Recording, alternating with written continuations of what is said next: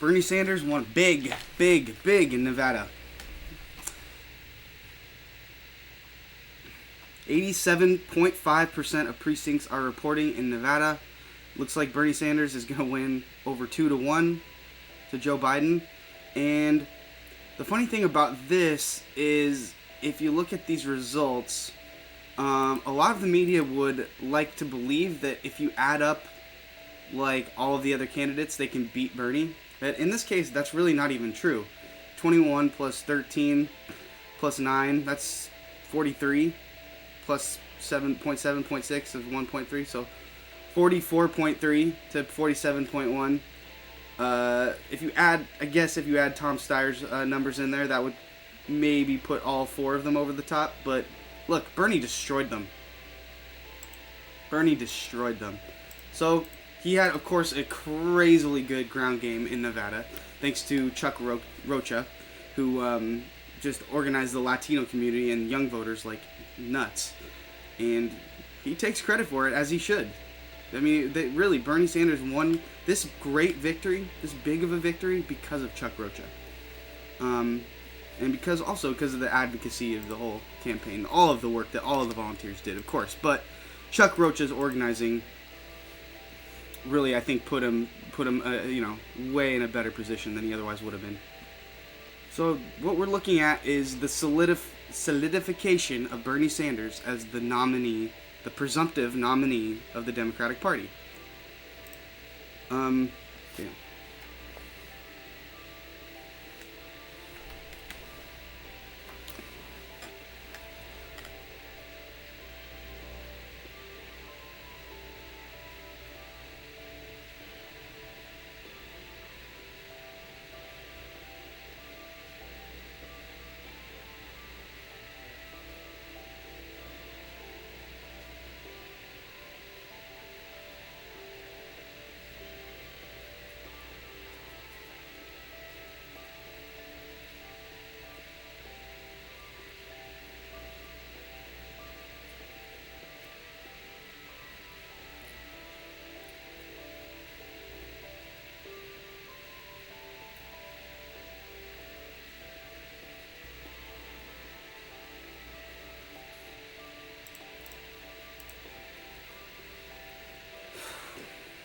So this isn't even close.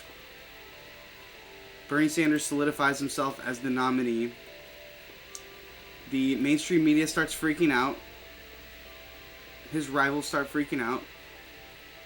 But look, look at these headlines. Bernie Sanders cements runaway victory in Nevada caucuses. NBC. Unstoppable? Bernie Sanders heads into South Carolina stronger than ever.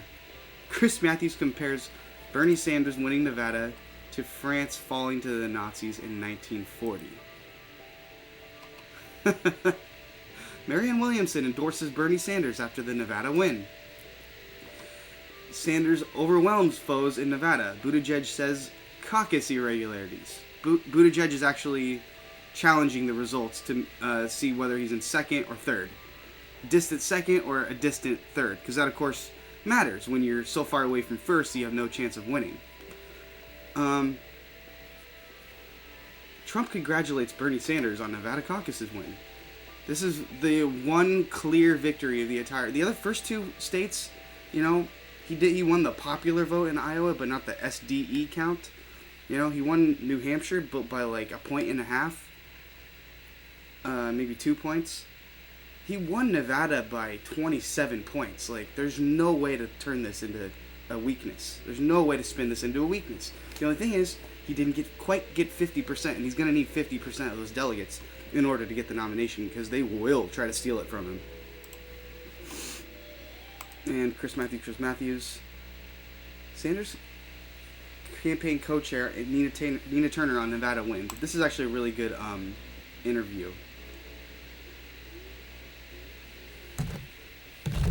Let's play it. I saw part of this. I don't see the whole thing, though. Nina Turner is just a boss. She is like... Senator Sanders, sometimes it does feel to people who are outside of the movement like the Sanders movement is anti-Democratic Party. That is, it is not just anti exorbitant wealth, anti-plutocracy, anti-want, anti-hunger, and that kind of thing. But it's also anti-democratic party.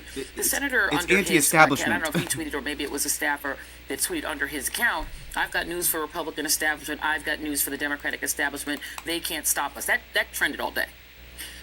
Who does the Sanders campaign think the establishment is? Who do they mean? The senator talks a lot about the elites of both parties. In other words, the people who hold the most political power, not just exorbitant wealth, but power, have an obligation to the everyday people of this nation who have been losing. Doesn't Senator Sanders hold power? He's a senator. He's been a senator for 30 plus years. Yes, but he's also been the person, hashtag receipts roll the tape, who's been consistently throughout his life and his career fighting on the side of the least of these. But would you argue with the idea that he is part of the establishment? He is a United States senator, which is one of the most powerful jobs. There are only 100 of them. Right. He is a wealthy man, so he has economic power.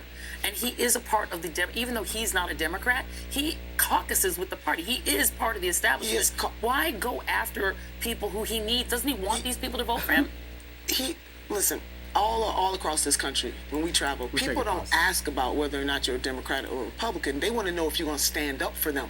Those are not the questions. Inside the Beltway, we have those kinds of conversations about who's a Democrat, who's a Republican. But as we can see from his wins in Iowa, New Hampshire, and now in Nevada, people don't care whether or not you are that. And here's a problem. Really quickly, I know I'm getting a wrap, but I want to talk to you just for a few more minutes. Here's the challenge for a lot of people that are seeing... honestly, those arguments were really bad. So I wish I could go back and there's no way to navigate through this video. So you just have to watch the whole thing. But anyway, can you navigate? Yeah, you can. And the person has. This is such a tiny, thin little bar. And he is a part of even though he's not a Democrat, he caucuses with the party. He is. Okay, let's take these one at a time here. Jeez. Person, hashtag receipts roll the tape, who has been consistently throughout his life and his career fighting. Talks a lot about the elites of both parties. In other words, the people who hold the most political. And he is a United States senator, which is one of the most powerful jobs in there. They're only. He got democratically elected, big deal. That doesn't mean he's, part of the, establishment. Just because he got elected to the Senate. Okay, the establishment is a group of people in power who think a certain way. It's not necessarily just because you're a senator doesn't mean you're on the team. Bernie stood outside the team for a long time, not just unaffiliated with the party, but also, he's stood against a lot of what the establishment has done. He's voted against a lot of the Democratic Party priorities. And, of course, the party hasn't given him a second look. They don't want him to pass any of his priorities.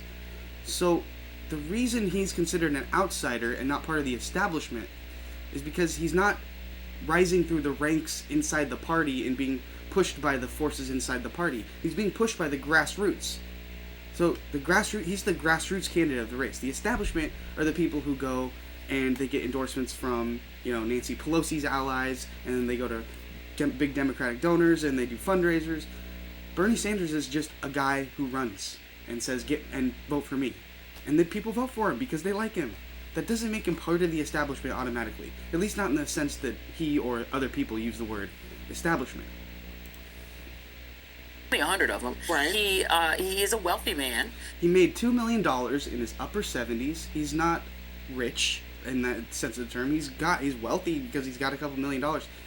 He wrote books and he doesn't employ anybody. He's not. What's the next thing she's gonna say? So he has economic power. He doesn't have economic power in the sense that a capitalist has economic power. He can't set wages and living conditions or working conditions for working people. He just wrote books. That's all he did. And people use that against him so much. That is the worst thing. It's such a right-wing trope that if you're a socialist, you're not allowed to make money. You have to give away all of your profit. Socialism is just no one's allowed to make any money. That is bullshit. That's the kind of shit that she's saying. Economic power, because he has a couple $1 million from selling books? That's a stretch. That's a stretch, Joy. And he is a part of the even though he's not a Democrat, he caucuses with the party. He is. To get anything done, to have any seat on any committee, you'd have to play ball with the party to some degree. That doesn't mean you have to go along with every little thing they want you to do. Doesn't mean to be in lockstep with the party. Doesn't mean you have to kiss Nancy Pelosi's ring. But, you know, he's a team player when he finds that it helps his agenda, and then he stands outside of the party, against the party, when he feels like it helps. He has a specific philosophy and policy agenda that exists, that's bigger to him than any party. So he's obviously going to stand outside the party when he feels it's necessary. But that doesn't mean, you know, he's not going to caucus with them. If he doesn't caucus with the Democrats, he has no effectiveness in Congress, basically. Aside from the amendments, which he's the roll call amendment king, that's not a small deal.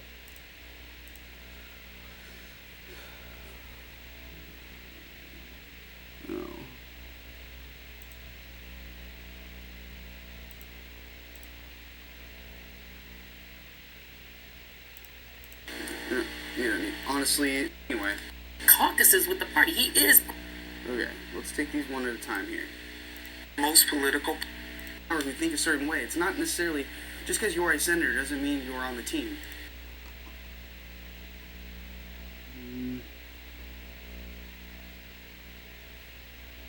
Okay, this was a failed attempt.